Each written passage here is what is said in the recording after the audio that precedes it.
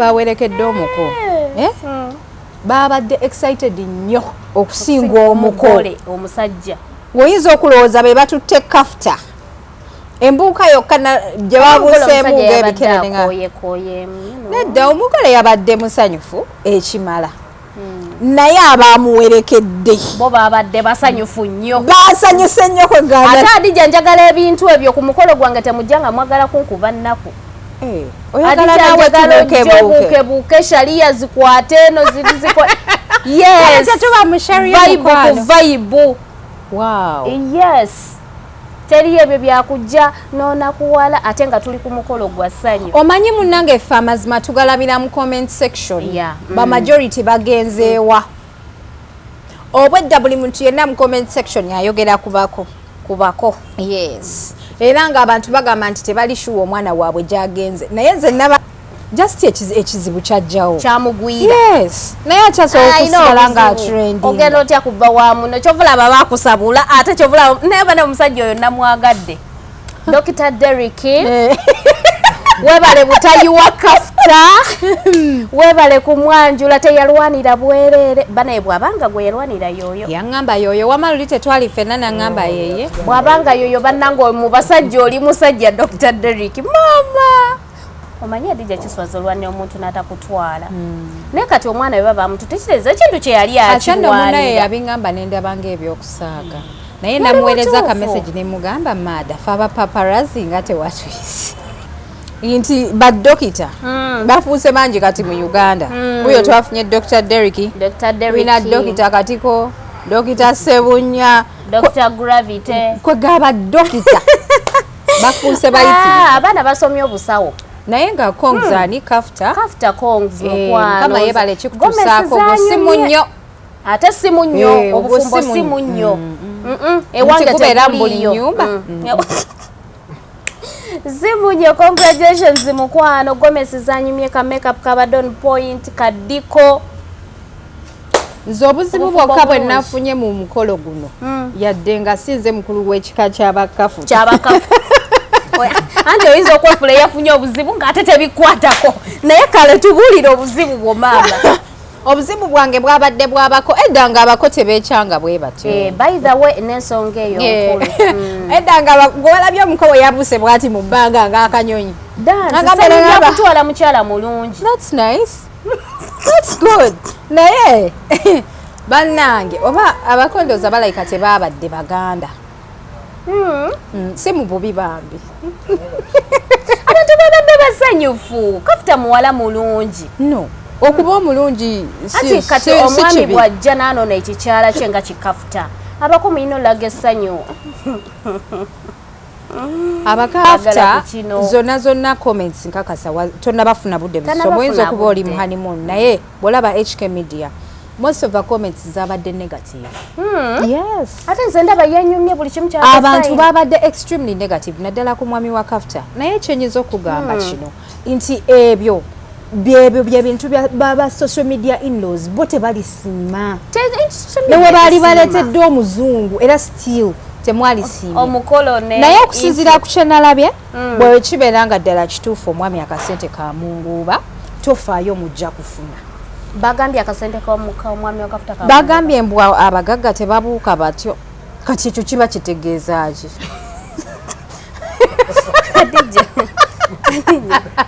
Hadija tubeere serious omusajja yakyadde ekyo kiba kitegeeza omusajja yakyadde Hadija ekyo kiba kite ate njagala okubabuulira ebigambo Hadija omwami wa Kafta ayina ssente alindamu katindi njagala okugamba ebigambo bino nti ate ekinaabeera ku mukolo omwami ajja kulinnya ku high table waggulu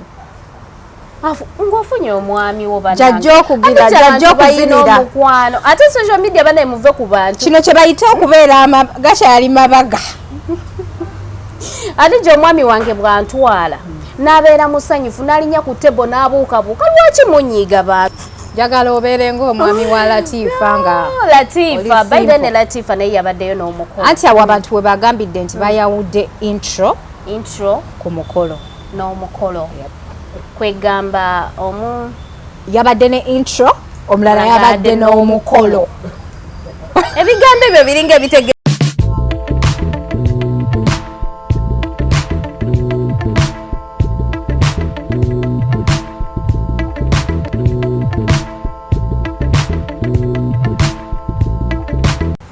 tandika Patra gogulawo so tandika eno njo yaffe fembi tandika buza ku bantu otandika ate bigenda anjabire kamu kemba lendo kugamba Hadija tandika sije bi editing why tandika sho tandika na assalamu alaikum warahmatullahi wabarakatuh abalonja batiraba yenze Hadija Kigozi ndine Patra bulabalambe kintu kyaffe kinene tukitandise mpola mpola bwe munaba temutuloze tujja kusigala tubaweereza naye bwe munaba mutukuttemu tujja kubeerekereza omanyize empanika mangu paatu n'obivaako we bandoganga mbaleka olina balaga nti abalago capital agenda ggwawo yabagwako mpola mpola bw'abagwako sirina kawere nemba n'abalogo ba Uganda tebakoowa tebakoowa naye nga tubaaniriza abalabi ba HK Media ne NTB Media muli mutya mwebale kubanga musubscribinga mwebale kubanga mukyekumiddeko weekend yabadde etya bannange violence yabaddeyo mu weekend naye munange gwoba otula butuzi ku HK Media ne tubanga buli kimu tukikutuusaako ate nga tubajjukiza nti aba Habibi Care ya Uganda be batuteekamu ensimbi banono nga bagamba nti eyo foundation bwoba oyinayo akantu akatonotono kewandyagadde okuwa abantu oyina ngoye zonkadde oyina pads oyagala supporting abaana bawala jangu mu Habibi Care ya Uganda ate ne bwoba toyina bintu byakuwaayo Habibi Care abakifuula kyangu osobola okubawaayo nusu 10 olunaku oba n'ogamba nzaba Habibi Care ngenda bawe emitwalo 10 eno wiki munange tebaleta bobolaba naye yasofani naye omuwala bambe yankubira kadama nawe emperezayo emitwalo 2 banange mukolebwa mutyo tuyamba abantu ate kati nakitaddemu ebisoko omuntu obutafiringa nti nawa sente mu foundation ng'alaba nga awaayo obwe tulina t-shirts za HK Media tukubiriza abantu bonna bagule t-shirts ezo ku site eddako tulina okuzambalamu wano tuzibalage ngenda kujjagazo bagule t-shirts ezo ogula t-shirt oba supportize buli lwogula t-shirt oba oyinako omuntu gw'olabiridde so t-shirt yo tugikuweereza bulungi yonna gy'oli oba oli tororo tugitwala mu paaka ku mmotoka neetuuka eggulu neetuuka embaale so omukwano ogula t-shirt ebiri kitundu esatu gyokka jampa mitwalo 7 jampa ya mitwalo 7 t-shirt ya mitwalo 3 kwegamba busente butono oyinza kangule jampa ngule kepu ngule ne t-shirt ojja kuba supportize omwana ow'obuwala ate nga n'abantu ebintu bye munaatuwa bwe tunaba tubibagabira era tujja bibalaga nga tubibawa nti abantu mutusindise ne tugenda ne tubayamba otherwise welcome Hadija tutandikirewo weekend yatutte etyange oli musanyufu anti weekend yawedde ng'oli smart thank you Hadija oyagala okumpaana you are smart olaze bode nyashi na nyashi naye Hadija nina omwami Patra weyagadde neyagadde nina omwami Hadija tewekwata ku bisubi nsekute ku bisubi ononya kunkubya kibooko tewekwata ku bisubi manye naku zina bawala bekwata ku bisubi ne bewaayiriza naye nga Hadija weekend yabadde mpanvu weekend yanyumya ebintu bingi nnyo bya trendinze mu weekend so tutandikire ku kye kisinga okuba nga kinyuma ku Kafta Kafta kwere Kafta naye nze tebampize mbu nina olugambo oba lwaki mumboola naye Hadija nga bakuboola ennange ina olugambo mbuze nina olugambo naye nze newe mutampite nja kukwata vidiyo zammwe ziri ku TikTok nzirete ku HK Media era nzoogereko kwene Kafta omwami we yakyadde congratulations to her omwami Derek Dr. Derek banange bwe sikamuteekaho mbasimuyisizaamu maaso oba omuyisizaamu amaaso ati kati badokita bafuuka bangi tulina dokita katiko Dr. Derek Dokita Seponya nkulabye nga gy'oyagala okgenda Hadija dokitani badokita mu Uganda tulina ne dokita bafuuse bayitirivu Dr. Sefco Dokita Katiko Dr. Derek Dr. Sebo so kati Dr. Derek yakyadde ewaabwe wa Kafta ndowooza abalabe HK Media ne NTB Media muba mujjukira buli nnyo Kafta ye muwala yakuba Pretty Nicole yamuyisaamu siraapu n'amwambula video ezo za trendinga nnyo mabiga ga trendinga nnyo yamukuba kamyu bw'ati ng'ali bwereere oyo omwana tomukwatira ku musajja n'omwana bagenda bwoti ate alina ne ka challenge ke yakoze mbu yefe abalwanira abasajja bamala ne batuwasa so omusajja Kafta gwe yakubirako Pretty Nicole bagamba imbu era yeyamwanjudde naye bannange Dr. Derek alina engeri gye yazinyamu amazina n'akuumira ddala ekitiibwa kiki omukolo gwanyumye no si mubi abaana tokifuula kibi kiri fine tulina okukyogerako ekituufu ekyabadde ku mukolo kubanga bino bye twogera n'abantu tugenda baterawo videos ekisooka dokita yabadde musanyufu ne babuukabuukaawo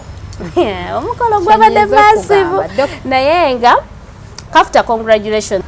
nti badokita bafuuse bangi kati mu Uganda kuyo twafunye Dr. Derek wina dokita katiko dokita Sebunya Dr. Gravity kwegaba dokita bafuuse bayitirivu abaana basomye obusawo naye nga Congs ani Kafta Congs mukwano kama yebale kikutusaako simu nnyo ate simu nnyo obufumbo simu nnyo ewange tekubeera mu buli nnyumba zimunye congratulations mukwano Gomez zanyumye ka makeup kabadde on point kadiko nze obuzibu bwokka bwe nafunye mu mukolo guno yadde nga sinze mukulu w'ekika ky'abakafu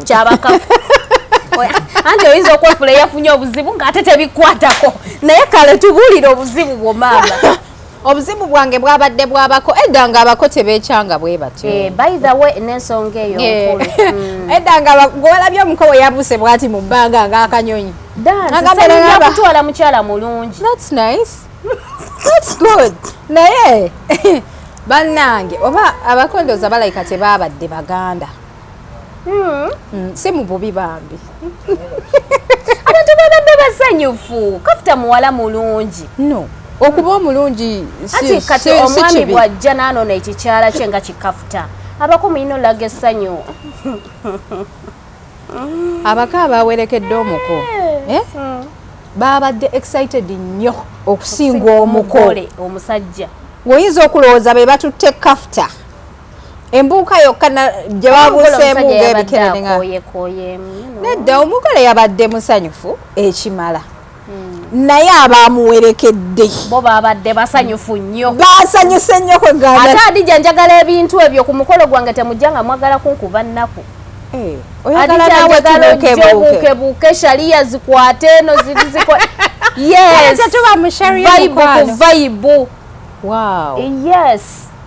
teri ebyo byakujja n'onakuwala ate nga tuli ku mukolo gwa ssanyu omanyi munnange effe amazima tugalabira mu comment section ba majority bagenzeewa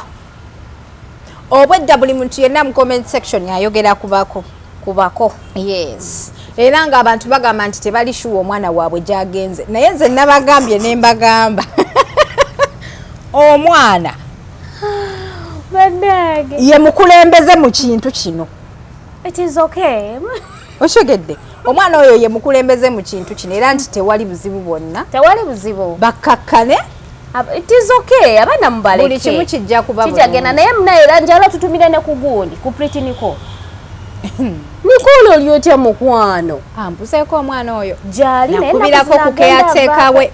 agenda va ku internet ne mugamba munnange Nicole mugamba akomewoko mu kamera nagamba atya keyateeka yanziramu ekigambo kimu nno ate ngeri mu capital letters nengamba nakola muswango ki kirungi nze ndaba mukumye bulungi Nicole mbunze njakosa Nicole leero nagenzeko ku account ye nengolaba zannemyo tegeera video ntono nnyo zaata kirungi akakkanemu Nicole yali mwana muto talina buzibu bwe yakola just ekizibu kyajjawo kyamugwira yes naye akyasobola okusigala nga trending ogenda otya kubba wa muno kyovulaba bakusabula ate kyovulaba naye bane omusajja oyo namwagadde Dr. Derek webale butayiwa Kafta webale kumwanjula teyalwanira bwerere bane bwabanga gwe yalwanira yoyo yaŋŋamba yoyo wamaluli tetwali ffenna naŋŋamba yeye bwabanga yoyo bannange mu basajja oli musajja Dr. Derek mama omanyi Hadija kiswaza olwanira omuntu n'atakutwala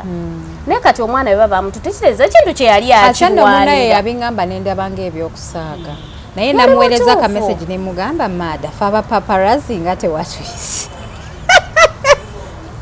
Yabadde tatuwagalayo. Batugobedde. Yabadde tatuwagalayo. Naye nga yakoze bulungi era Dr. Derrick weebale butayiwa mwana oyo. Webale kumutwala kuba mulungi. Ate n'abaana abawala abalala bayige. Njagala okubabulira mu bitiibwa nti nze sibirinaako obuzibu. Mpozi bano abalala abali ku mutimbagano. Naye nze sibirinaako obuzibu. N'abaana abalala abawala bayige bannange kubira omwami w'eŋŋoomi. Mulwanire. Bw'aba ali serious nga Dr. Derrick ng'ajja kutwala. Nawulidde omuntu Hadija naawe ave ku mwami kati Kafta teyawangudde osooka n'obubobobuka wawawa oyo omusajja yali ayagala okusigala ne Kafta. Omusajja atayagala kusigala ne bwokuba ajja kugenda era mukwano kyenkugamba ali eyatulaba tokuba mukwano kuba abaana abo basibakuba osobola okuba omuntu n'owulira enkyensonyi ng'ali naye kati awo n'omusajja nga mutimpula ate ofunamu ki tulina kyovunamu kasitera mbamba kubye onerabiza nekyembadde ngenda okwogera abantu tebali contented ku media okwo omanyi ba social media inlaws bano oyinza okulowooza nti omukolo gwabwe oyinza okulowooza nti bo be batutte oba batutte baganda baabwe okitegeera Kafta zonna comments nkakasa tonnabafuna budde busomo oyinza okuba oli mu honeymoon naye bwolaba HK media most of the comments zabadde negative. Yes. Ate nze ndaba yanyumye buli kimu kya abantu babadde extremely negative naddala ku mwami wa Kafta. Naye kyenyiza okugamba kino nti ebyo byebintu baba social media inlaws bo tebalisiima. Newe baali baleetedde omuzungu era still temwali siima. Omukolo naye okusinziira ku kyenalabye bwe kibeera nga ddala kituufu omwami akasente ka munguuba tofaayo mujja kufuna. Bagambye akasente k'omwami wa Kafta ka bagambye mbwa abagagga tebabuuka batyo kati ekyo kiba kitegeeza ki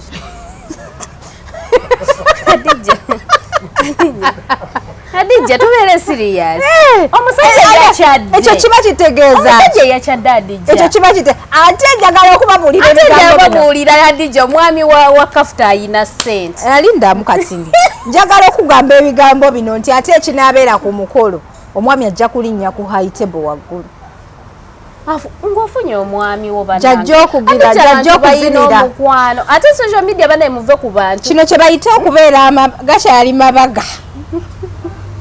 Hadija omwami wange bw'antwala n'abeera musanyufu n'alinnya ku table n'abuukabuuka lwaki munyiiga bantu bebi tobuukanga mukwano njagala obeere ng'omwami wa Latifa nga Latifa baide ne Latifa naye yabaddeyo n'omukolo anti awo abantu we bagambidde nti bayawudde intro ku mukolo n'omukolo kwegamba yabadde ne intro omulala yabadde n'omukolo ebigambo ebyo biringa ebitegeeza kyekimu naye kyotegeeza kyakakyanjawulo kyotegeeza mukyala kyakakyanjawulo nze nkubulira abantu bye bayogedde by the way leero officially ngenda kuteerawo abantu screenshot za gundi za comment section yonna sagala mugambe nti tusala ebigambo kirungi nnyo abantu ne bamanya wekyavudde ate ekyokulala mu comment section muneeno ndi mukulondamu points just etonotono naye nentandika okubikusomera bambi osobola okuggwamu amaanyi mulekerawo okupuutinga abantu down abantu abatuuse ku success bagambye nti duushi ensanyuka gye yasanyuse duushi bannange duushi nkwagala nnyo era duushi ku mukolo gwange nkwesoose duushi nkwesoose wow duushi yagaze nakyangu oyinza okugamba omukolo gugwe abantu bwe batyo benjagala omwana yasanyuse n'asinga nnyini mukolo duushi yabadde amuwa vibe abantu nga bo benjagala vibe ku vibe duushi yakubye amazina oli otya kakasa nga duushi kati mukoowo omukoowo okoyemu maama duushi ebyo yabimanyira ate ekisinga okwewuunyisa yakaweta yakakazaayo teyakazizaayo yakazizaayo kale yagaana yakagivaamu yagaana akaweta okukazaayo omwana n'amugawo n'agimenyawo naye kale nze kyenyiza obagamba ago gakyali mabaga Kafta agamba kati ate mulinde omukolo gujja omwami ajja kubuuka atuuka n'eri eri ku tenti ako kabadde kati kubanga ennaku zino okufuna omuwala ayina nnyashi nga muddugavu teyeeyerusa ayina amaaso manene si kyangu nga mukakamu nga Kafta naye kye nalabye era mu comment section abantu obwedda bagamba abakebera abantu abakebezi bamukebedde mbu ng'ali lubuto ayinza okuba naye bwe kibeera nga kituufu abaana bafumbiddwa no ku tiktok okwo ate ekisinga okwewuunyisa buli mwagenda ofumbirwa ng'ali bino anti bw'olaba oli bino ng'ogamba omusajja banandaba batya tugende ewaffe ng'olyoka omuteeka ku pressure era tugende ewaffe oyinza n'ofuna looni twalabako waneena abafuna looni bakole omukolo si mubi naye nga oyinza n'ofuna looni mukwano naye nze nange looni njifuna we yakolera omukolo gwe naye yali mama Kalimonda Brina Slimbe naye we yakoledde omukolo gwe ali bino akana kakula mpola mpola so kati ne Kafta naye bw'aba ali why not kasi omusajja abazeeko ewaka si kibi bannanga abakulu bonna ab'ekika babadde batudde mu tenti nga batunula nga tebabitegeera ng'abakoba basobedde no like nkuwa analysis gye nalabye babadde batudde ne batunula nabo nga bafa essanyu we bali naye nze mbeera nze nange awo nsituka kati ne Nazaala omanyi kale banazaala bo tebabeerawo naye bano baganda ba Nazaala abantu bwe batyo abantu bewaka wabakafta nabo bandisituse kubanga ekyabadde wali kyabadde kijja byota bagitaani kijjobe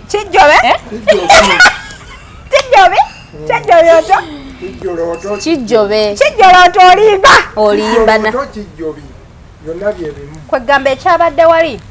kyabadde kitokota si kisaanikire abaana banyumiddwa gemazima Kafta yanyumye bannange Gomez kasi mpozi ate kyenalabye abantu babuuza nti omanyi ab'oku social media bw'oba oli mulimelight baagala okumanya buli kimu babadde babuuza nti ate kano akakodi aka night ku siteegi kabadde katya omanyi bayambadde mu bunaiti bwa pinki ye yabadde ayambadde ka black awalako babadde tebannajja ndowooza naye kyovulaba tebakuyise Hadija abaana basanyuse Hadija naye nga Kafta nze yasinze kunyumira Gomez banaye twogere ku birungi ne ka makeup Kafta yanyumye ka makeup kabadde on point Gomez kya ready kyo yakikubye yo kana akagundi akane akanaiti akanaiti si ku stage mu tenti anti wana wabadde Kafta and Dr. Derek we babadde bayimiridde oba babadde bayimiriddewo kuba bifaananyi kwatayo bu video anti ndabye emikolo mingi nga ndaba abawala obwa night babeerera mu kisenge kati ebyo bikolwa ku bantu bano nga bapangisiza oba apartment nga bagoleyo gye basuze kati yabadde alina bikola ng'ekiro yabadde waabwe kyonna kyekiri toletera abantu okulowooza nti ate nkiki nti nina ennugu Hadija oyina ennugu siina ndi musanyufu nyamanyikulaba abaana abawala abafumbiddwa yadde nange sinabagenda kyamanyi bakabaddeko naye every dog has its own day ekyo tekitegeeza nti olwokuba tonna bakugenda togenda sanyukirako omulala so I'm that kind of person naye nga mwebale kunyumirwa Kafta obadde okyayogera ku Gomez n'enkusala ekirimi alayo Gomez yenyumidde naddala eno eya red yalabikidde ddala bulungi ne black yabadde nungi naye eya red yamugyeyo alina bukala bwe yalonza bukala pinki akabunaiti bwa pinki naye yabadde ayambadde ka black nze ndowooza kyabakozesezza ekyo okufulumako okubya mu bifaananyi kulwa kubanga nze ndabye abawala bangi yes nga beekubiza ebifaananyi bwe batyo naye nga bali munda mu buliri oba mu buliri abo babeera bano abapangisiza apartment nga bagole oba basuze mu hotel kati ne bakolayo ati yayagadde akoleyo ekyenjawulo naye n'akakola naye banyumye nze nayegadde nnyo Gomez Hadija Gomez ye yalabikidde ddala bulungi ka makeup n'essanyu naye yabadde musanyufu omukolo yagusanyukiddemu Congs Kafta Queen Kafta tukwagaliza birungi byerere kati abaana zaalira kumu mukwano basatu buli lwoza abo abasatu nawulira bagamba babampiso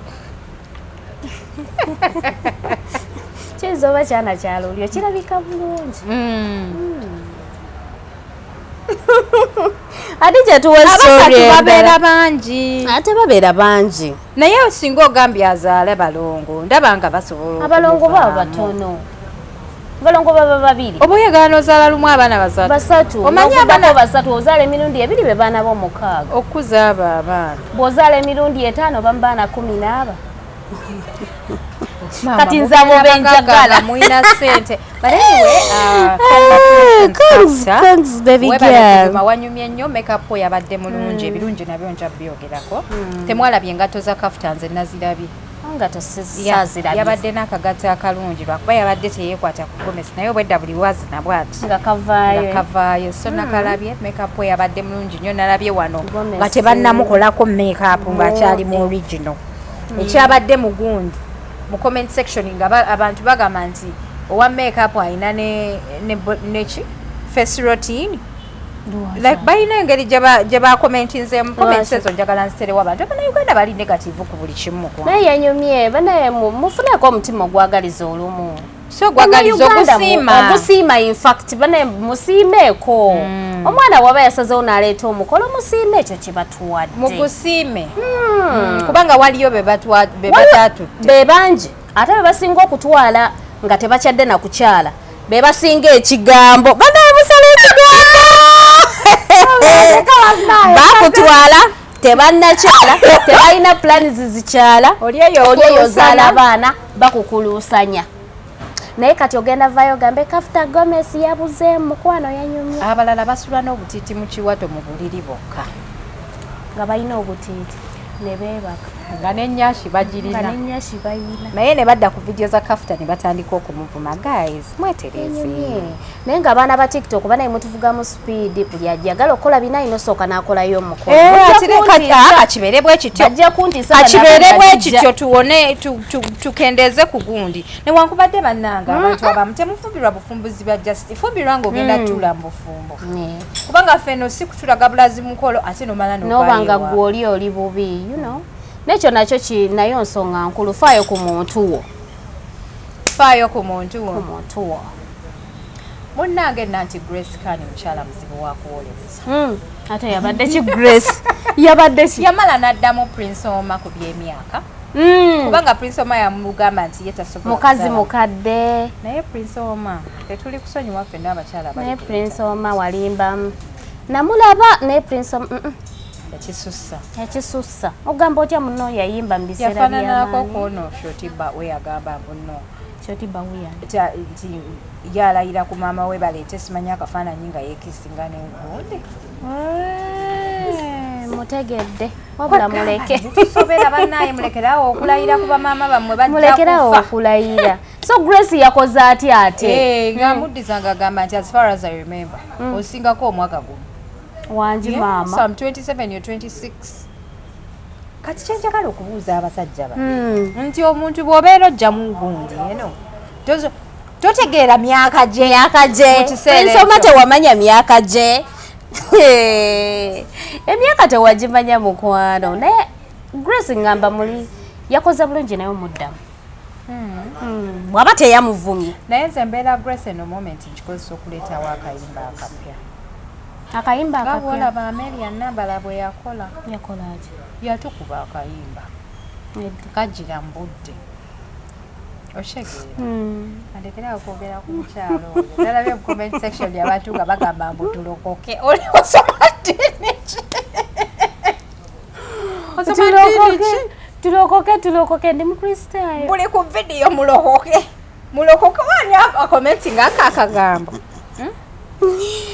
so yanditadde oluyimba bannange mwetereza obuyimba bugire nga mbudde kati kano eno period Grace Kani ebadde mukolera yes I'm telling you kati Gloria Buge essaawa eno adduke mu church wa Pastor Bugembe akoleyo gospel yes by the Gloria kubayo gospel akole gospel yegayirira Katonda agende Father amusabire bakole video nga Father amusabire nalabye yakubye eddiru ya miliyoni aga Milioni 3 Gloria Bugi nganda bange ntini ntono Hadija milioni 3 eza Uganda nyingi ku Gloria Bugi ndabange ntono lwaje kubanga ekisooka katugambe bwe babeera nga baguze gundi videos baziguze sente ntono video chat ez'omuyimbi bamusayinize nga brand influencer anti brand influencer milioni 3 ziba ntini ku ziba ntono ayina nyimba blumu 2 kuba ayina simi yo neba banjawa olwokusatu lwe luliwa enyimba 3 ng'omuyimbi ayina ne bamuwa milioni 3 senda baba akoze milioni 3 aba yatusoziteeka mu music we company kye yasayinize weliawo company yabyakunywa buli lulimba bamuwadde 10 milioni 10 nalabya Frank Antambi yali ne Gloria Bugi nga begayirira Abitex asonyiwe Gloria Bugi kirungi era ne Gloria Bugi bambi n'avaayo n'akaaba bambi ku kamera n'agamba nti mwami Abitex oyina naawe baganda bo kulwaki tokitegeera nti banzibako essimu yange bambi sorry awo nno munayi nempulira ate ng'omutima gw'ekizadde guze teyayagala nodize kuteebwa tumanyi Abitex omusanga agutuusizza ku ki Abitex abadde serious okusiba omwana wa Mbomi Frank Antambi yabadde atugire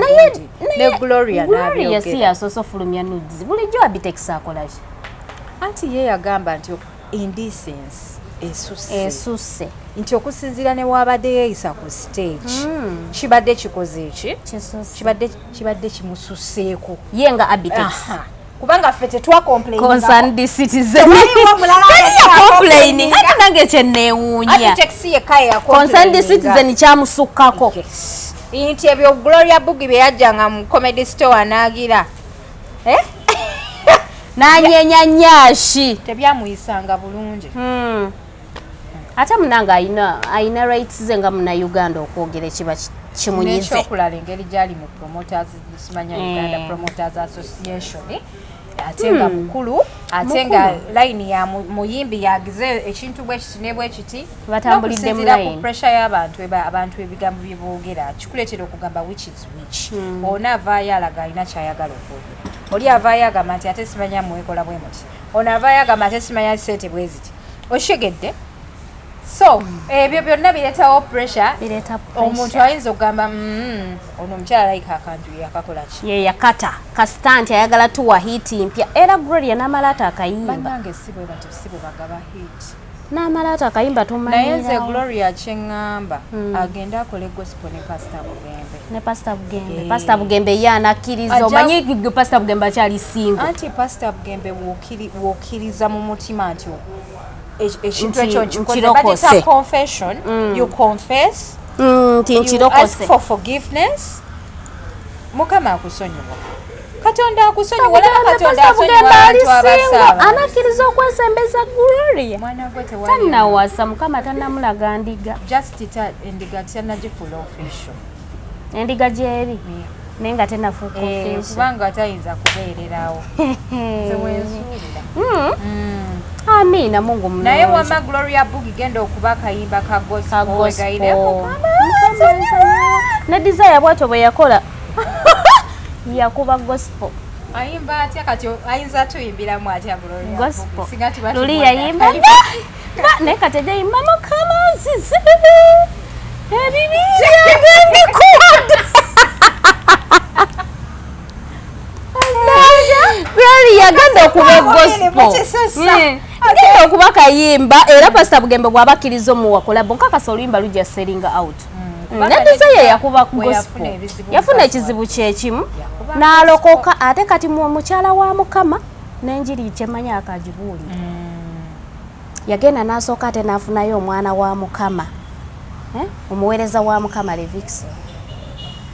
naye bannange oyo gaya alina sense of humor yani Levixon nakugamba ne luli mpozi nkuzeemu nze ne mukyala musiraamu you have to trust me on that banaye gaya alina sense of humor. That's good. He's a very nice guy. Waliwo omuntu gw'otunuulira just by his looks n'ogamba nti yes oyo nniga ayina empisa muntu mulamu oba kyova desire mwagala laka muntu mulamu kituufu nnyo twali mu comment store ne mbuza abagayi be nali nabo ne bagamba ono gayi bwati bwali ne bagamba okuva lwe twamulaba bwatyo bwali bambi yatusabira he wished us well yatukolera buli kyomanyi bambi bambi kirungi ate ng'ayina hiti naye teyeeraga kati nno munna embaga zifuuse embaga oba eyeetugadde obadde kimukyala ejja mwala wa Bridget Namitala California eyo yafumbiddwa omwami we Eti ono ayina oluganda ku gundi ku Namulindwa Flavia Namulindwa binoso nze nasoose ne ndowooza egundi omukolo guli Uganda nga simanyi nti ne California waliyo obwo obusubisubi bwe balinnyalinnya ne bwefunyafunya si mububi nze nabadde simanyi I swear era brother wange yangambye nangamba bali California nagenza okulaba nga nnengera ni Namulindwa nga kituufu bali California naye nze wenasoose okulaba obwabadde Uganda kituufu n'ennyambala omanyi bano abaana bakabakwata gomesi ne baziteeka ku nnyonyi ne bagenda nazo kirabika naye ndooza ba orderinga ne online n'okwetungisiza waliyo abatunzi omubuulira n'omulaga fashion omutunzi atunga buli kimu bakutungira naye olabye embaga y'abagagga bw'ebeera embaga y'abagagga baana balaze ssente ebeera ya mulembe ebeera ya kimpowooze mpolampola byakubuukabuuka mpola banyumiddwa era kale byakubuukabuuka kituufu embaga y'abagagga bwete bweba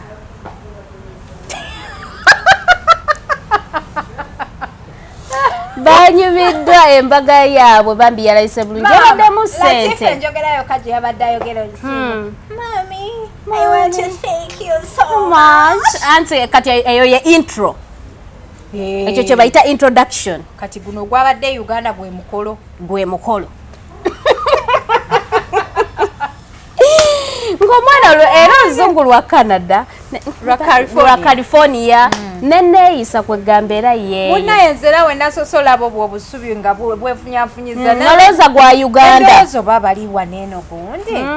dugazo babadde California babadde US gye bakoledde omukolo naye bambi embaga ye yabadde nnungi embaga ye yanyumye lwakubeera kale embaga y'e Bulaaya era nga woogimanyi abantu babeera beekola bintu bya kizungu kyobulaba nze saagala intro njagala mukolo oyagala naawe obuuke tubuukebuuke tusanyuke oli mutuufu kyekandowooza omukolo gwe mukolo omutuufu ate mpulira nti bw'obuukabuuka ennyo abantu bagamba nti obadde bebamanyi nabo baadiba nti obadde odibye nabo baadiba mbukati bakuyambye mbukati kyovola mbu obuukabuuka sanyu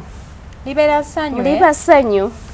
naye nga bambi nabo omukolo gwabwe gwanyumye ate munaye buli muntu alina ensanyuka ye gy'asanyuka nyinza okusanyuka ennyo n'enkuba omulanga naye mama Bridget Namitala anyirira ananga alabika bulungi ekyo kibayigiriza ki paati mu abaana kwerabirira bannange mwerabirire tokaddiwa ng'okyali n'akasente kabeere mu mukwano kuba obwavu kabeerewo obwo obufumbo obuli toxic mu buveemu mugenda kukaddiwa kituufu bukaddiya olw'okuba oyagala okuma ekitiibwa weeremedde mu bufumbo bwe bakukuba bwe bakulusanya teri yadde kasekisi ekiro oli awo oli stressed nayo nsonga nnyo yensonga lwaki abakyala bafumbirwa bazito yensonga lwaki abakyala bafumbirwa obeere ne munnakuuma mpolampola bizza buto omuntu omukyala yalabise bulungi bambi anyirira ne kapo yabwe yanyumye kibrother kyani kya Flavia nakyo kyalabise bulungi kyabadde kisaza akaviiri bambi nga kasazi kaviiri nga kayita muno naye si bwe buli obwedda bustamina anti abantu basalanga eno musaids anti mu Luganda ye stamina mu Luzungu ye mohawk ati yabadde asaze mohawk yenjawulo eri wakati wa intro n'omukolo kati eno yabadde mohawk kati fena tuba kuba mu mukolo nga tugamba yasaze stamina naye bannange nenga tubagaliza birungi byerere bannange tubagaliza birungi byerere naye n'okunganya abantu mu California abo bwe bati abayitirivu oba weeyisa bulungi honestly kirabika abantu bano mu community y'Abannayuganda beeyisa bulungi bantu bakunganya abantu bababeereddewo bambi bakabeeyisa bulungi babadde bangi bambi banyumiddwa Flavia yenna ng'ali wali banyumiddwa kirungi lwakuba keizisa mulabye yabaddeyo Flavia yabadde nga akyali akumatooke kyekandooze y'amatooke gatuuka bagenda nago ne bagateeka mu fridge keizi yabaddeyo saamulabyeko Omukolo anti yateranga okuba kyaliwa Flavia bayawukana keizi ali Boston naye loosa okuva e Boston n'ogende California Omukolo just naye bambi tubagaliza buwanguzi n'abawala abatannaba kufuna mukolo tubasabira mutusabire naffe tufune emikolo ate no kijja nyimanya Hadija nga ndi wano njogera ku bakoze emikolo nsooka nsabula eddiko w'abantu atanyumye nga nange nalingirina naye kati anyway otya okubasabula kuba tonnagufuna tubuulira amazima buli muntu alina olunaku lwe nange nninze lwange kati kanjira mbogerako mpaka olwange bwe lunaatuuka tugenda fa lunaku lumu fenna buli muntu afa ku lulwe abaana bakoze emikolo tekigenda tugaana kwogera ku mikolo gyabwe olw'okuba tetulina mikolo ate eno sizoni gye tugendamu buno si mu nnyo nti buli mu buli nnyumba kati lwaki tuba tetugwogerako ate eno sizoni gye tugendamu ya mikolo tusuubira abantu bangi nnyo okukola ki okutuleetera emikolo gyabwe naye n'okuproposinga naye Queen Kama ebifaananyi bye baamukubye ng'ali ku Galaxy kayabadde n'akaweta ka engagement tewakalabye andaga neŋŋamba Queen Kama watulyako omukolo Queen Kama oli muzibu Shiba bannange oli muzibu oba watulyako omukolo yabadde n'akaweta bw'ati Shiba n'otatuyita Shiba wandi tuyise ate nze mba faani we nnyo yandimpisa naŋŋamba jangu olabe ebyo Sindi bye yeewaanya nti mbiyina wandiikira Sindi email tukyalireko ate asobola akaweta ngenda kusindikira ekifaananyi tukiterewa abantu balaba akaweta ka Queen Kama Queen Shiba Mami to be ayina ne concert soon egenda berayo ddi abo bano olubuto ng'olina ssente tosaafeedinga ono omwana tamanyi lubuto bambi muwesaasidde tazaalanga ku mwana olubuto terumanyi ayina ssente buyamba lufeedingisa baavu ne bwe lukuyiwa embalabe ng'otuula mu mmotoka osigala ofeedinze naye oba oli mu mmotoka kyekyo kyenkugamba gamba nti obulamu era tofeedinga kyekimu ng'ono omwavu Hadija Queen Kama kyova olabanyirya omanyi Queen Kama ayinza n'oba kale kati kankunnyonnyola ebigambo bino kuba gwe tonnazaala mwana tomanyi byalubuto ojja kgenda ozaala olowooze nti olina ssente nti ogenda sigala kyekimu mukwano bwe mba ne ssente nja sigala ojja kuddawo oluvannyuma ng'olubuto lumaze okuvaako tolaba munnaffe yali akola ku TV kyogamba talina ssente naye yazimbayo batenyindo n'etuuka eno olwo lwe lubuto Hadija kati yaddayo si mubi yaddayo kuba yosi yali ennyindo ayina ka challenge ke yakoze yakatuddemu awo aka Emery mu kayimba kapya ke wagamba kanyola bwachekiwato na myuka ka challenge tewakalabye nanyenya nakyusa bbira neŋŋamba yoyo naye bannange Uganda kinyuma naye Queen Shiba banaye akaweta nakalabye Hadija kankusindikira ekifaananyi ekyo kiteereyo abantu naye nga bwaba baproposinga Queen Kama oli muntu muzibu kale wandirikodinzeyo ka video ne simu kale wandirikodingireyo bashibaholic no kata kandyewo olwekyo naye n'otatuwayadde ka video Queen kale wandituwadde akatulumya naye ayagala tukuumira awo ffe tulowooze nti ffe basindikeeti tuyina omusajja mbu kyamaanyi kumbe naye ate yabadde ku gundi ku radio yagambye nagamba nti ye tayagala genda amaka ga musajja ate tayagala omusajja ajje ewuwe yayagala kubeera mu nnyumba ye tagenda kugenda eyo byakufumbirwamu kulusanya mbu mumukuba emiggo ebyo byemukuba abawala alina sente ate omukuba emiggo alina sente omugamba enfumbira nti omanya abasajja bwakwasa banalo olugezigezi ate nga yagamba nti tayagala musajja mwavu kyokka alina sente omwavu aba ajja mumenya nga musabiriza naye Shiba yabadde n'akaweeta k'engagement. She looks nice. Ate yatugamba ku concert agenda kujjanga wano Kawato mbonga tewaliwo kiriwo. Yali alina interview kwatudde n'agamba agenda kujjanga ayambadde Buli ngakuba ennaku nayambala t-shirt. Anti ayagala balagala butulemu. Tumulinze ku concert fe yatugamba wano agenda ba ne Kawato nga kali flat. Ajja kuba mazoza aloba. Concert yedde. Si ya mwezi kujja. Sa yatusuubiza. Simanyi. Awo nsazeewo ekigambo. Naye nga Queen tukwagaliza birungi byerere. Kano batuna akatuuma ni princess. Princess? Anti mama ye Queen. Yeah. Bwe kaba kawala bwe kaba kalenzi prince. Naye natulaga ku taata waako. Ku kingi. Ku kingi. Queen tulage ku kingi. Tulage ku mwe pa kingi bamubali. Tomumanyi owaffe? Kingi wo? Tomumanyi omwami wa Wasindi? Nda tugamba abamu. Owange. Ebyo tubireke. No comment. Twagala kuleta love mu social media. No comment. Omwana tusala muleta mu social media. Naye nze ngenda salawo ndeeteyo omuntu kolumu mu social media. Tujja tandikawo mpola mpola nga bali mu content. Swe. Malembuke. Amina. Eguye tukole King Saha. King Saha bamukyaliddeko ewuwe, radio yamukyalidde. Ne King Saha wanda muliro. Kuki? King Saha yayogedde nga ayina message yasindise eri Dr. Jose Chameleone nga agamba Chameleone imbu ayina enkwe, Chameleone muntu mubi tayambika, kwegamba namwogerera ebintu bingi. So sorry ebadde running since the other day ku Saturday.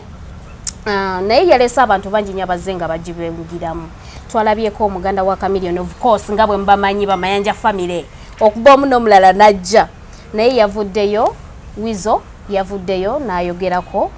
ne nani twalabyeko ne Nobert naye yavuddeyo naye nga message ya King Saha basically yabadde kubayimbi ate Nobert yabadde agamba ki be bamukuba naye yabadde akakasa nti Chameleone muntu mubi naye nze banna producer Nobert promoter Nobert kankubuli mbu muntu mubi ogwo mulimu oguliko okufiirwa parts of the body nene bamayanja family bane wabula bakubi nze nguvaako nezira Chameleone mujjukira yakubako wa boda omujjukidde yava mu motoka nga gamba boda namukuba kibooko mbu yali sitanti mbuwe Palaso si yakuba alien skin oluyi ojjukira Wizo si yakubye Nobert namujamu erinyo yali yakuba promoter Nobert namujamu erinyo kwegamba family yabakubi naye okera kumachanga naye ate mwana tu abantu babaga filimi ngonkubye erinyo n'olijjawo nga ngamba filimi kyovula Nobert yaleta saabawoleleza yagambye Chameleone naye muntu mubi era ayina ne story gye yaleese emabega tasobola kwogerako gye yazizza era nga ali ku side ya King Saha n'abeerawo omusajja watuuyo bamuyiwa ddala bamuyiwa amannyo so abantu ne mu comment ne batandika okugamba King Saha ye yafuula Dr. Jose Chameleone star ye yamuwandikira ennyimba nga Badilisha King Saha yafuula Dr. Jose Chameleone bagamba mbu ate mbono yali mu Leon Island yali yani writer yamuwandikira hit Badilisha yagenda okujja ng'olwedde nga King Saha yakuba dda mawoko na mawoko valuvalu anti ne valuvalu nalo balutaddemu King Saha yaluwandiika okay so kati bwe wandiika ennyimba so what mu bufunze Chameleone yandibadde amu appreciating mu ekyo ekiseera nga ye yamuappreciatinga paka kufa kufa omuntu bw'akusasula bakumaze anti kati oba tomunyigiriza nnyo kale bayinza okubeera nga balinamu obutakkaanya ze mukulaba okwange kwe beetaaga okwabwo ng'ate bwava dda naye oba Chameleone teyasasula King anti nange nakirowooza mwateekedde obaawo ensonga ateedde obaawo ensonga King ono obusungu bwabadde buva ku ggumba ate King Saha tamala gabuukira naleetamu ne issue ya Bobi Wine si Kyagulanyi naleetamu ne issue ya Bobi Wine nti Bobi bwe bamukuba kanisita Chameleone yagamba ebyo bibye nze tebinkwatako kati ng'alagira ddala alina video gye yakola nga tetuwagira tewatutaaginga alina video Chameleone gye yakola ng'ayogera bw'atyo nti ebizibu Bobi Wine byafunye bizibu bye ye nga Chameleone tebimukwatako kati ekyo King Saha kye yazimbiddeko anti Chameleone oli muntu mubi anti muyimbi munno kati waliwo bamukubira kanesita tebamukubira ku stage bamukuba nga mukulembeze singa bintu byali byakuyimba awo Chameleone yali kati ye mbufunze yabadde agamba nti Bobi bwe yafuna ekizibu n'agwa ate kati mwagala ajja atawolereze omukulembeze anti ye King Saha agamba Bobi bwe yafuna ebizibu Chameleone yagamba bugambi ebyo bizibu bye naye ate yali mukyamu bonna bali mu top 3 so what top 3 kitegeeza nti muno wafuna ekizibu ddukayo kati nga banaye kamba bulire temukaluubiriza bantu buli muntu abeere muki mu bulamu bwe Chameleone abantu bamutwala yasimbawo n'agwa tebamulonda kati ali eri mu bulamu bwe tomusuubira te kujja supporting omuntu ali ku platform ene essaawa Chameleone bwembeera nze mba mpulira ekinugu muli mu mutima we bakuba kanesita ngamba bugambi ebyo bizibu bye kale bambi tuddeyo ku drawing board naye ng'ate amazima gabeereko mazima nga tebunabatandika kutuufu ekirungi ekiri ku Bamayanja family balina ekifaananyi kye basiigira abantu nti family eyo tesobya family ebyo be basinga okuyimba yes kubanze nkubuulira nobati singa nobati ye yakuba wizo mulimu abatasi singa nobati ye yakuba wizo olutalo singa nakakati terunnagu anti bali banja ate nobati ali omu ate nobati tayina bawagizi kubanga nawe yandibadde ayina abawagizi bamugwako kuba reyagira ki we bamumenya ensingo alien skin naye nobati ng'olabye mukwano kyakyo kye nakugambye nti omulimu gwonna ogulimu okuluzinga any part of the body nobati ng'olabye mukwano bamenyerera ensingo mpozi tojjukira nga yetaddemu ekintu nga alien bwamumbu yamunyodde ensingo oba abamanyi oba eri munafu nga buyagalaga nti wamanya akuyiikiriza buyiikiriza tulabye ebinene mu Uganda bannange mutulabize ebintu kati oba bakumenya ensingo kati wuyo toyina linnyo kati sawa eno talina linnyo naye kasita promota w'amaanyi asobola okugula erinnya liri artificial nye bateeka naye lirinakyo naye akola ekiriri magombe kati lyagira baaliziika ate twala emmese nebbaamu ssente aga nobody emmese ekyagaweerako ssente tegaakula nobody erinnya ly'emmese ayinza okuwaamu ssente neryo erinnya okkulu naawe mmese gaba kumanya amato naawe tomanya ani ateekawo ezo ssente mpaka kati okuze tomanya ani assaawo ezo ssente tufudde eryo erinnya okadde naye nze mba njagala ennyo yawe ne bankudde ne balimpa ne ntwala ne bampaamu era nze kenyini ne nziteekayo ne nneeweekira so I think family y'aba Chameleone balina nabo ebintu ebimu bye bayitaga okukyusaamu kubanga bayimbi balungi ate ekyo ekifaananyi bakisigira dde abantu nti family yaabwe y'abayimbi bakuba hiti bayimbye ennyimba yes baliida bakulembeze something of that kind so kati bwe muba nga balina ekyo ekifaananyi ekirungi ndowooza ne ku nneeyise no bwe yandikyuseemu kubanga already abantu babaagala naye ate tokuba muntu olw'okuba mwe family yammwe babaagala gwe nga gwe omuntu ate point era kituuka ne kiba nga kikunyigamu kuba kati bwe tutandika obabalira nti ono yakuba oli ono n'akuba oli ono n'akuba oli well emboozi eyo yali mpanvu nnyo ate tetwafuna mukisa guwuliriza sides zombi kubesooka wizo omusajja musibise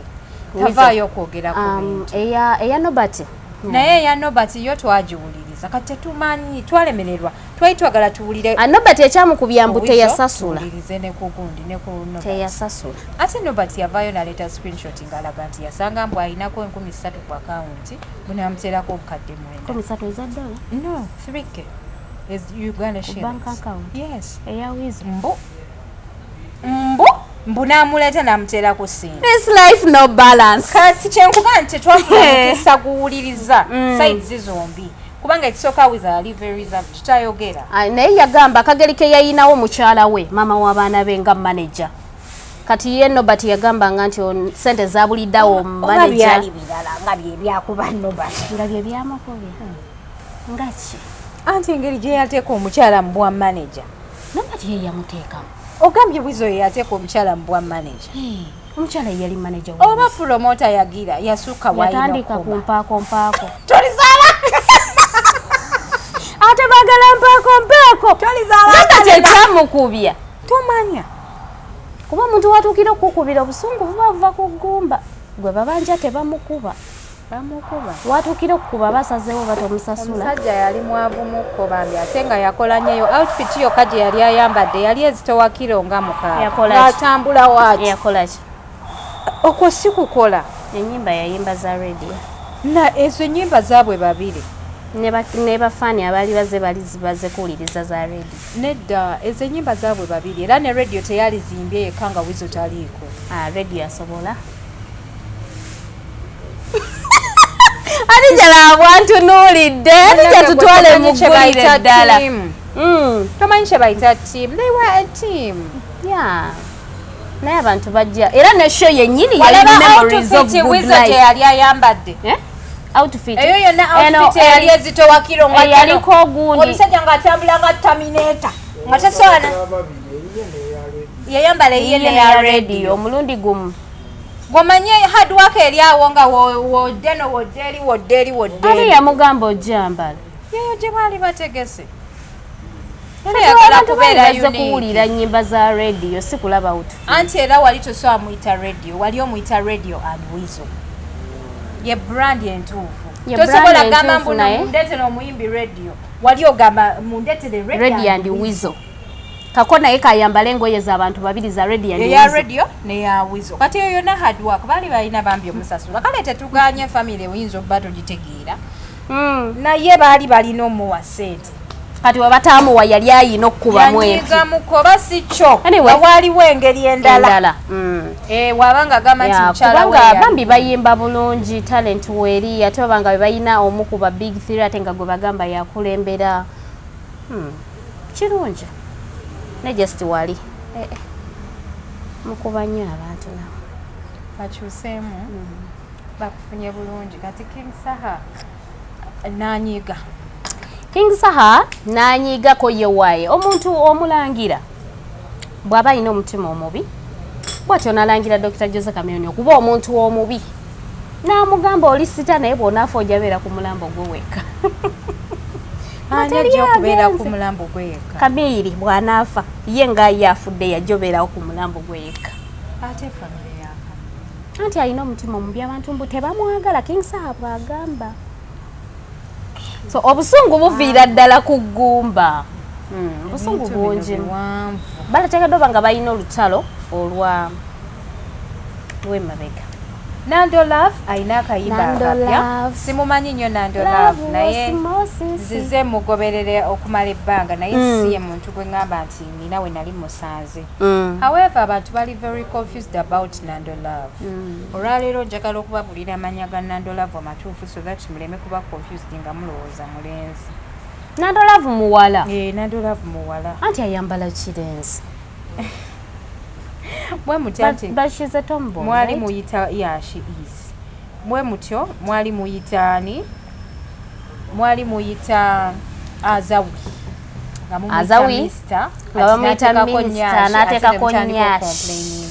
kati ya Azawi erya Mister lyamuvaako so ku media wano njagala okubuulira abantu amanya amatuufu aga Nando Love ndoze ekyo tukikolenga every show katufunayo omuyimbi abantu ne tubuulira obulamu bwabwe obutuufu obubakwatako Nando Love ye Nantume Dorcas Tendo Nantume Dorcas Tendo mukyala Nantume Dorcas Tendo kati naye okufuuka omukyalo olina oba nga ofumbiddwa muwala omukyala kitiibwa kya bukyala buli muwala ayitibwa mukyala omuwala yali mu 18 years bw'osukawo oba mukyala mukyala omukyala nantume dokasitendo abaana mujja ku intaneti wano ne mukyukira ddala kati nantume waba kuki okweyita nandolove anti eyo stage name genda bolaba Gloria Bogi kitegeeza ki Bogina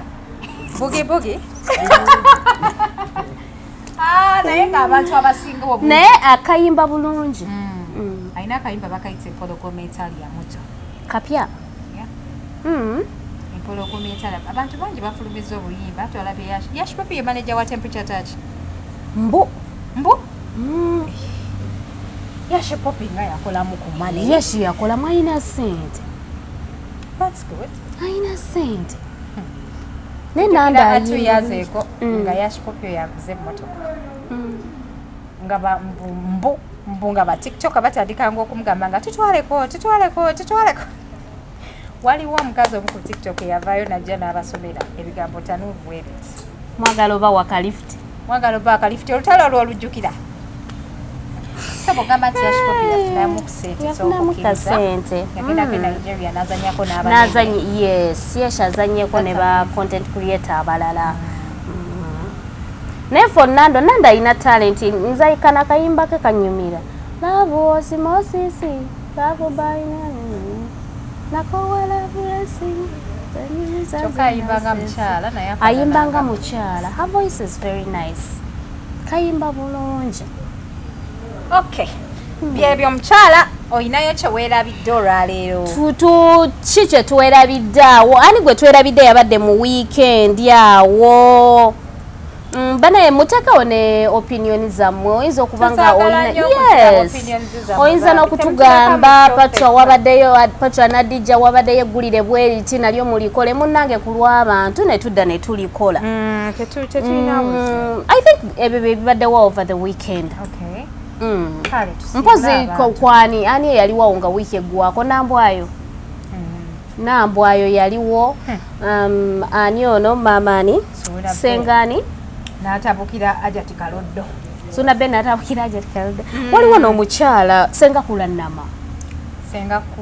Kula yavaayo n'agamba agenda kuloga omwana Suna Ben ate awo abantu mu comment section nabaddemu yagamba ngenda biteekawo ne bagamba mbu yagamba mbu agenda kuloga promote omumbu okuva lwe yayogera mbu agenda muloga mbu omusajja yeeyongera mu maaso layira teyamuloga Mama Fina yafunye bulutiki bannange nga gwe tonnaba naye TikTok si this life no balance Mama Fina yafunye bulutiki nga gwe tonnaba nakugifuna Patra waabwe Congs Mama Fina tegera level yo wabula Congs Mama Fina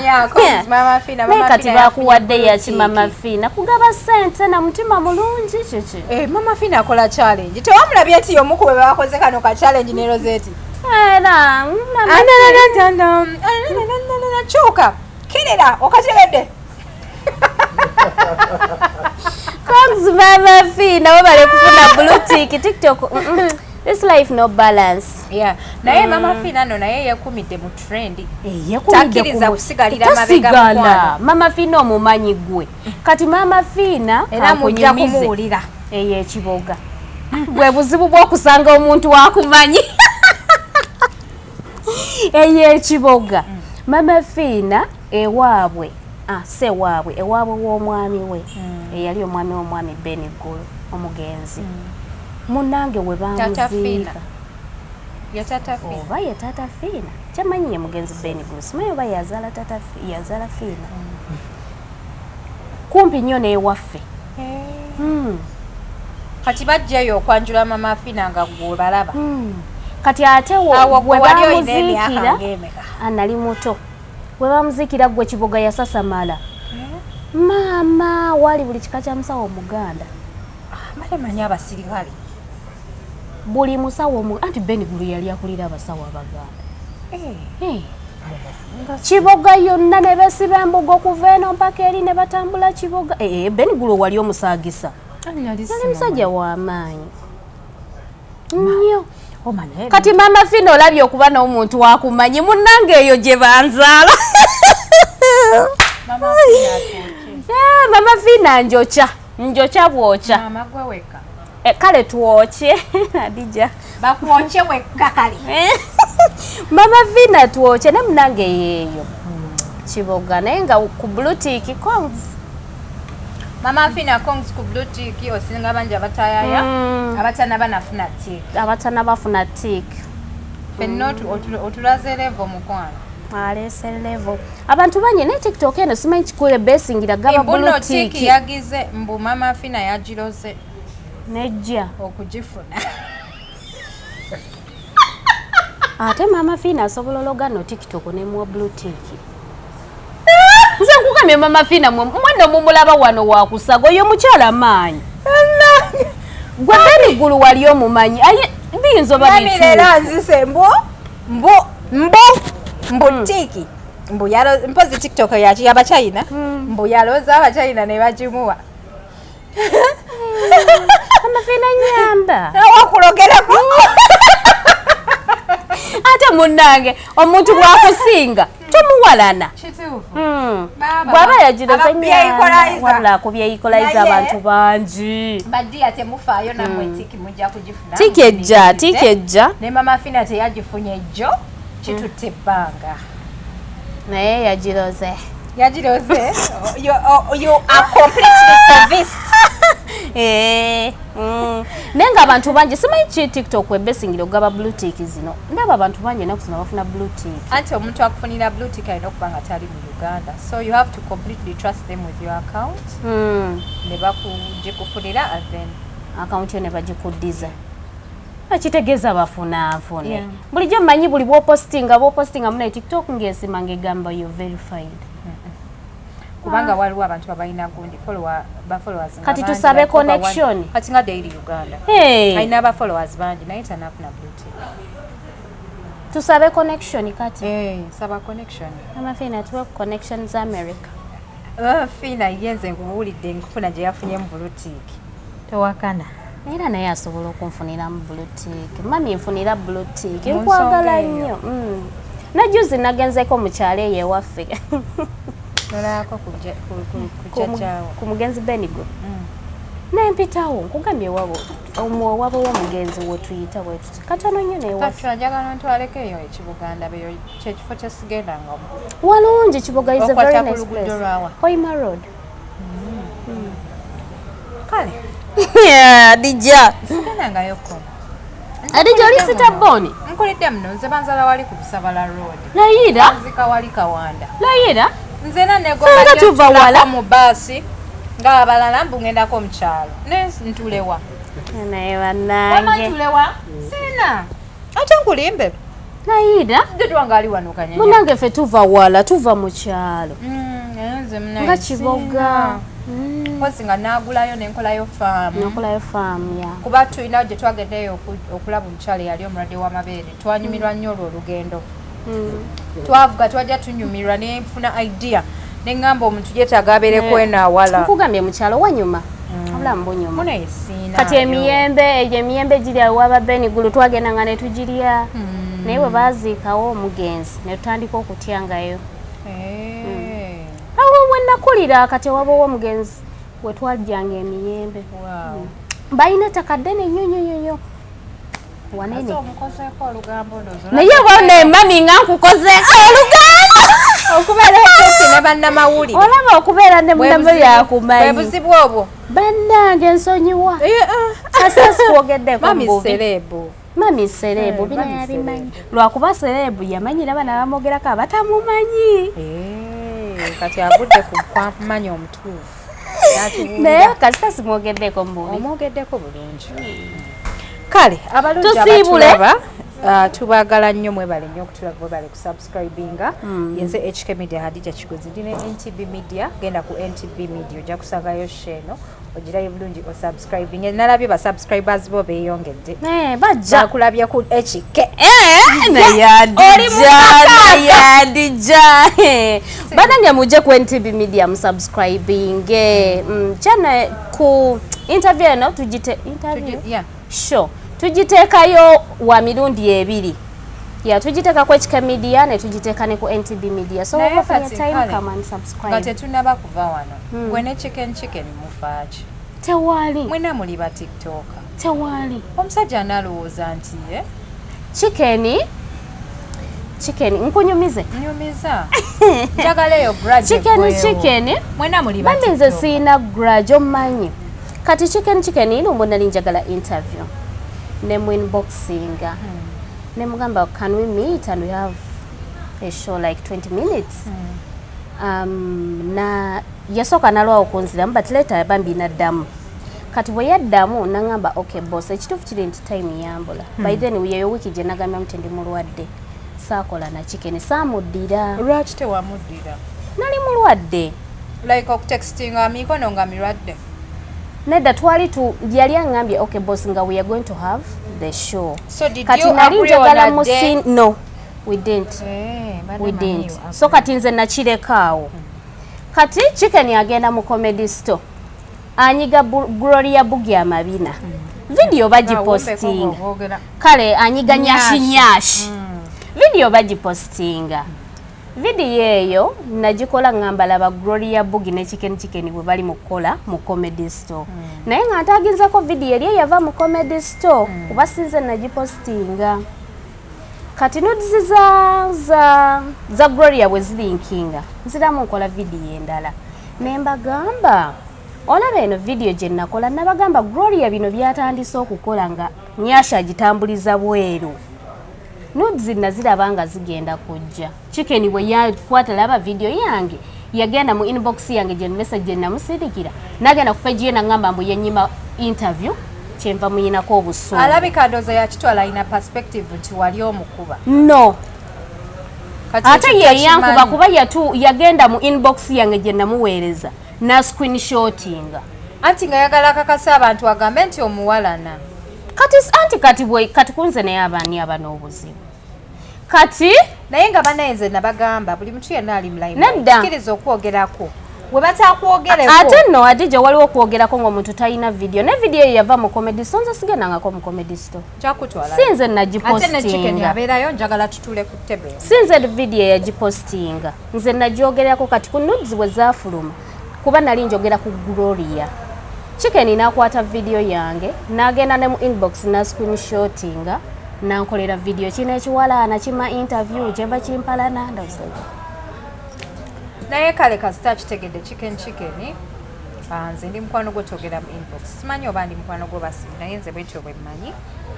Patra takuwalana. You guys should sort yourselves out. Mwena muli ba TikTok. Kati olwokuba yanvuma. Kati ate nange bwe mba ntudde nawe. Chicken jatuko mutaka alowooza ki? Nti nawe ompalanirako. Nedda bambi ate ye yakola ensobi. Kati kitegeeza singa mu inbox nali nina kye mugambye obanga kiri personal. Yali agenda kipostinga. Kubanza bwe yangamba okay boss nakomaawo. Kale nze chicken simuyinaako obuzibu mwagala. Munange naye samuyinaako obuzibu. Kuba saamuvuma. Kiba kimpuliza byolanga you guys are fighting. Kati ate boboogera bubi. Nawe oyine gundi. Oyine olemezaamu. Kati omanyi lwaki namusinga obukimana obutuma chicken. Anti yanvuma. Kati nze Hadija sobola genda ku TikTok ye ne mugamba olinga kino nawe olinga kino. Ate ye kyakola. Nzolo kuba sobola wemula. Nange obukima bwe bazze waka nengamba laba Buganda wa chicken. That's not nice. I felt good when you did it. Kubanga nze so agenda ku internet muwe moyo. Naye bwe mulaga obukima nga Buganda bimanyi kijja munyiza. Okay, you guys should set yourselves out. But bambi simuyinaako grudge. Let that get done. Simuyinaako grudge era neewuunya nga nvumi. Kale, abalinja batulaba yeze Kikye Media muzikirize basibule bakubiriza ogenda ku subscribe ku NTV. Sign out.